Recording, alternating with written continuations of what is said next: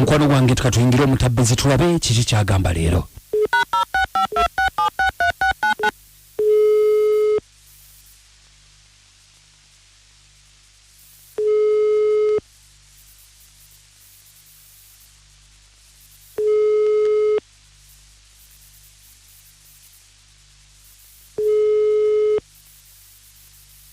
Magi. Wanju. Nkulamusizza. Kale sebo nkulamusizza sebo. Bampise Kadima na Mayanja ne Kabogoza tuli ku Beat FM ekintabuli ky'omuziki wano. Mannaye mukama mulungi obale kunkubira ku sebo wasiibye otya? Nsiibye bulungi oli otya?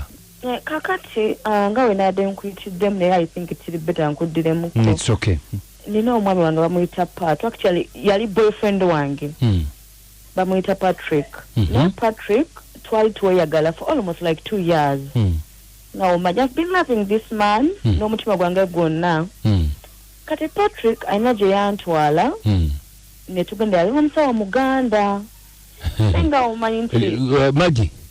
Wanji. Patrick yakutwala mbasawo omusawo Muganda. Yes. Nga kiki? Nga yagala bwe batuusaayo nze tuyangaba where we are going there naye nga omanyi nti laavu ebeera nto watasobola kuresistinga muntu kugaana kukola kikutwala. Kati batwala ne batusala oba ne batusala emisale ku kundi ne mu kyenyi. Nga kiki? Wulira ne batuliisa emmwanyi eziriko omusaayi.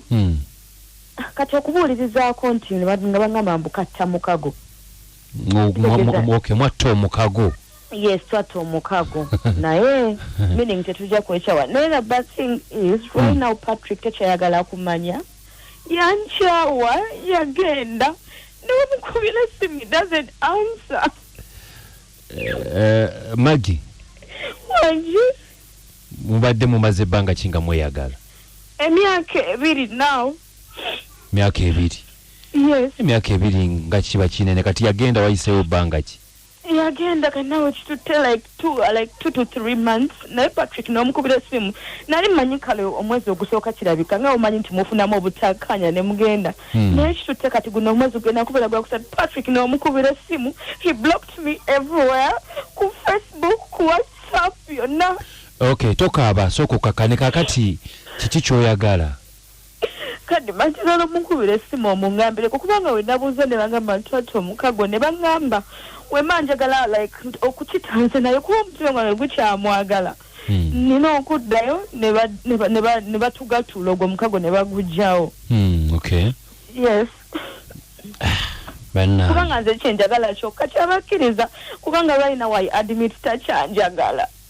Mwakati omukago mwaguttirawa? Bannange sinawe basaana okujjuka naye nga kyemmanyi twagenda ku side eyo mubende naye saakulima tebatwakata kkubo ki oba wa simanyi obwongo bwange bukoma mubende. Mukwano. Ye Patrick. Oyagala tumugambe gwe kyoyagala ogambe takyakwagala okimanyi? Yes, I know takyanjagala simanyi oba bw'oyogera naye ajja kugamba akyanjagala okawaba akyanjagala tubijjewo bino noba wulira nga takyanjagala tuddeyo eri gye yantwala. Kati gwe weewulira otya muli? Nze Patrick wange nkyamwagala because I can't live without him. Naye gwe bakutwala batya kiwalazima ne bagamba jangu tugende tutte omukago nawe n'ogenda? Byali bya relationship nga tubayagala kuba nali sisobulagano lyali boyfriend wange. Tovaako tukube tulabe.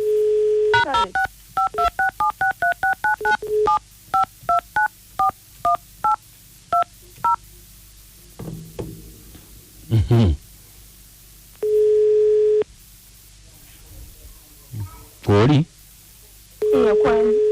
Okay. Hello? Patrick. Waliselu? Jebaliko Patrick. Kaliselu. Bampita Kadima na Mayanja ne Kabogoza tuli ku Beat FM ekintabuli ky'omuziki. Mubadde mugamba ki? Okay, kakati Patrick. Waliselu. Tulina omwoyo gwe tuwonya wano. Mwoyo ki? Waliwo omukyala atukubidde bamuyita Magi. Magi n'atugamba nti wamutwale mubende eyo nti yali mwagalwawo naye kati olabika wamukyawa ne mutta omukago baba saze emisale mbukadde ate wamukyawa gamba mugende mu gatulule ekintu kyammwe mboganye toyagala kumanya wamblokinga ku WhatsApp ku Facebook olaba kya buntu ekyo kakati nga sinna kuddamu birala byonna byensuubira omuwala oyo tetwatta busi mukago nze nali mwesibirako nali mwesibirako kati okumwesibirako otya ekisooka muwala mulungi nalaba ng'ayinza okumutawaanya mu biseera ebiddako ne mwesibirako kakati ate lwaki wamwesibirako nga tokyamwagala sawa zino wambulookinga buli wamu gwokola otya ekintu bwe kityo kakati nga ekiseera bwe kirituuka nga mpulira mwetaaga nja kusiddamu era mukubire wangi ekiseera bwe kirituuka nga mpulira mwetaaga kuba kati wange takyalina wadda gwe omwana w'abandi okimanyi nti oba wamufiiriza emikisa gye namufiiriza ati nze sirina fyuti eno tetulima gwomanyi byennimi eno mukulu va mu ebyo byennimi oba byenkoze eki kati kyasaba kuba agambye wamutwala mu bende takyajjukirayo lwaki temugenda n'ojjayo mukago ate kati ekyo kyakoze n'okuntwala ku leediyo kyantu kyakoze simanyi muli ku leediyo ekyo kyakoze ajja kitegeera ajja kola ki ajja kukitegeera ate kakati ye teyeeyagala alowooza ku ggwe katalina ba boyfriend balala mbugwe ssebo weegiriso olina n'abawala abalala kale agende naye afuneyo abalala oba kikyasoboka lwaki omwana abandi ow'omukola bw'otyo Patrick, please. Patrick, now. Nyabo. Ne ku radio kwoli. When I'm on. Kakati nze nkubuulira. Essaawa zino ku kino kye nakola sikyaddiriza ate nyabo njagala nkubuulire nkyakola n'ebisinga kaawo. Patrick, please. Nakye nakukola nsaba nsonyiwe. Nyabo zijje mu bino. Kakati ate nkujje mu bino ng'ontutte ne ku radio kitegeeza alabivaamu malonchawo oyagala abalala ba boyfriend bo. Bw'obanga twatta omukago guma nzija mu bintu ebyo by'ekisiru. Gumira omukago nnyabo. Jeko. Kadima, please, call him. Obudde bugenze kati Magi tusobola kuddamu mukubira. Ate nkya. Kale katryingeko enkya tulabe gwekyo bannange alabika si mwangu naye kale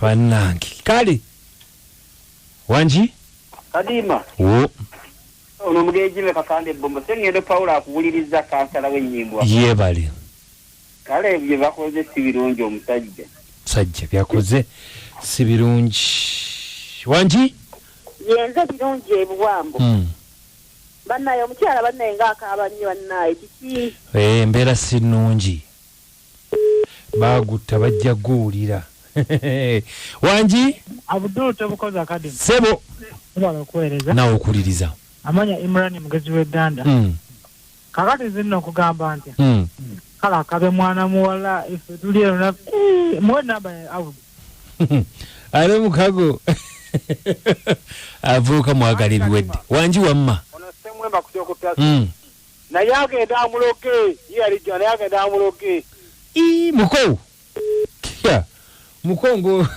ngolonya Kadima wangi tata mwala okutuweereza nkale munaffe kiki antambye se mulwambi Patrick ayamba omuwala amuyambye ddala kubanga kyalimu kibi essaawa eno alina kumuyamba buyambi n'amuvumisa ekizibu ekyo kikyantambye se muto mutabbizi yafuuse ekizibu abantu bwe bati bwe bakola twagala okubagamba tujja kubanga tusuka kwano bamusabu tebukoza Kadima namayanja Priscilla yes nange anko kabosana obunaka bulu from Luwera tubagamba nti musule bulungi mukwano gwange tukatuyingire omutabbizi tulabe kiki kyagamba leero